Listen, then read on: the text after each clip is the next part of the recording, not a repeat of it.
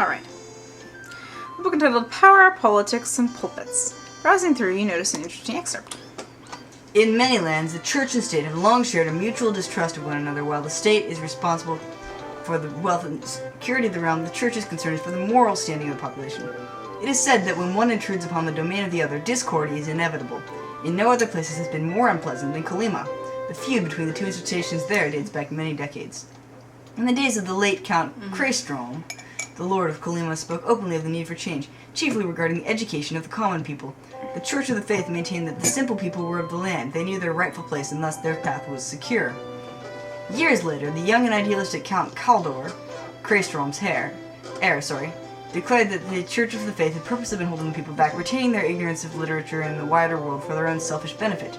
Naturally, the Church resented this insinuation, and in turn declared Kaldor a heathen. At that time, the mood of the population had tensed. Stability in the realm had weakened as dissension between the church and the state rose. It may have continued to do so had the situation not been annulled by tragedy. The Count befell a terrible injury while in the forest one night, which later proved fatal.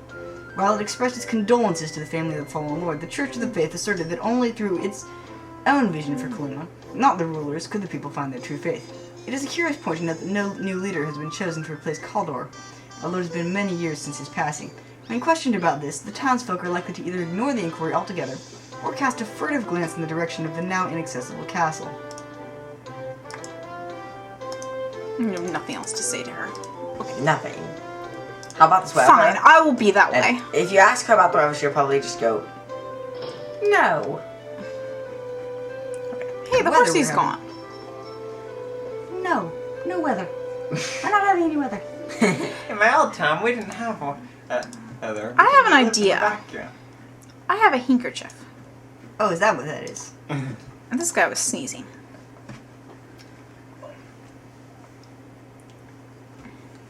Here, this might help you sneezing. Oh, thanks. Whoa. Gross. Here, you can have this back now. Thanks.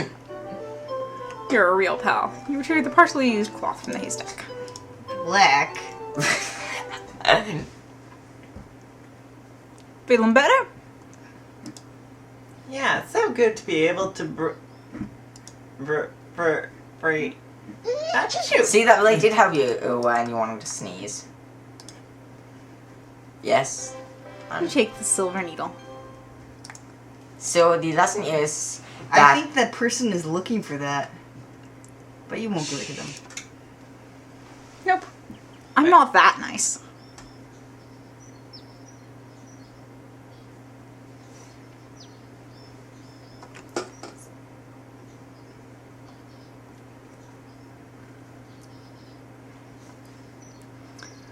Alright.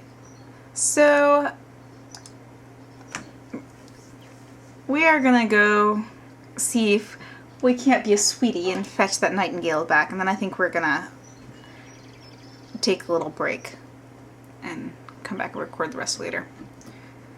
It should be a piece of cake to get Hagatha to give me the nightingale, right? Well, it will be a piece of cake on my egg, probably. I don't know, she doesn't live in a gingerbread house. No, she lives in the Batcave. There's a difference? I don't know, ask Batman. If the Batcave were made of gingerbread, I'd be seriously worried about the nuclear reactor in it. I'm already seriously worried about the nuclear reactor in the Batcave. 1960s Batman had a nuclear reactor in the Batcave. I played And at least other one versions. villain died from falling into it. Catwoman in one case. No, it wasn't Catwoman.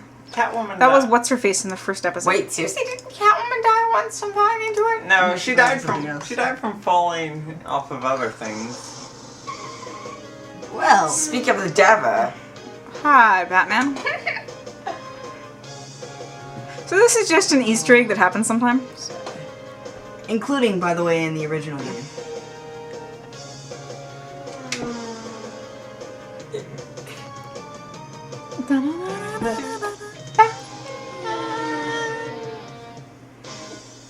Okay. Well, Hagatha's How did probably he turn dead. the car around? Okay. That was fun. That was great fun. It's still Wow. That is one. I think this might be a glitch. Oh. Nope. That must have hurt. Man, Batman, your driving is getting sloppy. Okay. His driver's I'm always sure he was sloppy. wearing his seatbelt though. Yeah, but he's Well, at always least going Ron like probably 90 in a 35 zone. What are you doing? As you face the skull towards the image of the bat above the cave, you notice that its wing has faded slightly. However, you suspect that whatever danger the bat represents is still in effect. So you just decided to turn around to one of the skulls. The skull looks like it is designed to be pivoted on its stake. However, it appears to be missing. Blah. There appears to be something missing, which prevents you from turning it. What's that? Well, I'm noticing this one has a blue light coming from it. How do I have this blue? Those gems. Oh, here. I'm sure this will work. Let's just... You're going to use one of the.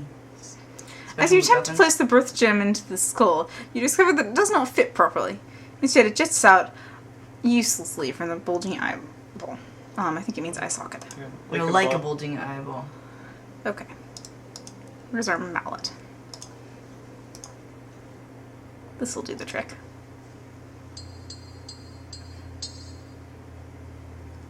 You gently tap the birth gem with the mallet, hoping not to break it. It budges only slightly. You give it a harder hit, it moves a bit more. You hold your breath and give the gem a thwap. It pops into the skull. Okay. Now can I turn it? I really hope I'm doing this right. With the birth gem now firmly in place, you turn the leftmost skull so that it faces the bat symbol above the cave entrance. The power of the two skulls combined has caused the bat symbol to disappear. You sense that whatever danger it represents has now subsided. Okay, save. Oh, what could possibly go wrong?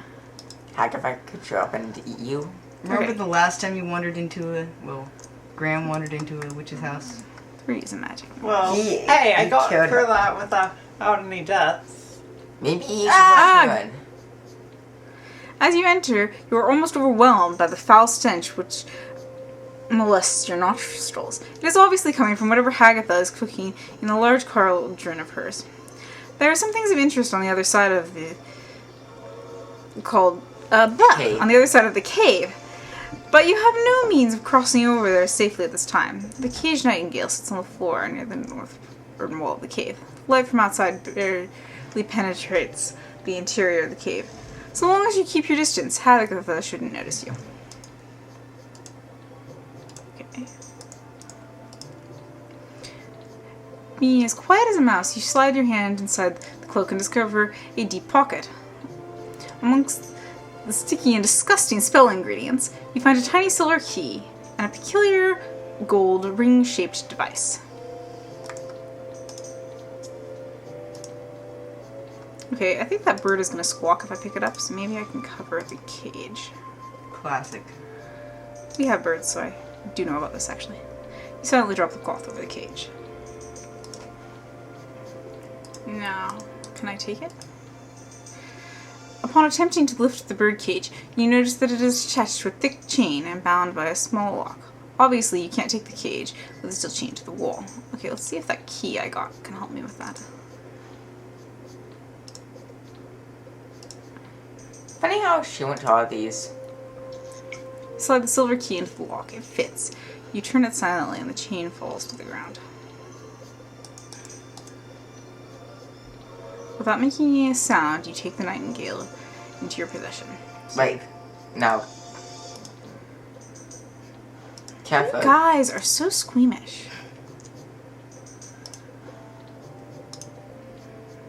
You hear Hagatha begin to chant some kind while stirring her brew. The fluid of the light. Okay, now birth gem maybe? Now, can I get the birth gem back? I cannot remove the birth gem while the blue light streams from it. If you want to dislodge it, you'll have to use force. Bash of the nightingale. I think I won't use the nightingale on it. Wham, All you have wham, is a wham. hammer. Everything looks like a but the nail. Skull. You strike the skull with all your strength, and it shatters easily. The birth gem clatters to the ground, along with a multitude of bone fragments. And This hope is you don't have not to the- go back in there. You require the birth gem. One jet. Let's get out of here. Okay, so I'm just going to head back to the path, and then we're going to cut the video, and we will come back and do the next segment in a little bit. I'm sure I just need to give the nightingale over, and I'll get the genie, which will allow me to get the next gem, and everything will be great, right? Can you just use the genie to wish for the other 2 gems? Well, I'm sure that's it, right? Or just wait, and then Hey, you could wait, get over even here, Graham. You get and then heck, you could even 50 wish, points for each wish. and you That's could right. wish for. Maybe I could just wish to get through the door. And No, all you Save gotta do myself is some trouble. wish for the 2 gems, then wish for, Why are you then wish saving? for Val. because that we're woman. stopping. Okay. See you soon. See you next time. We'll be back. See you whenever, actually. Does that truly wish to cease our adventuring? Yes.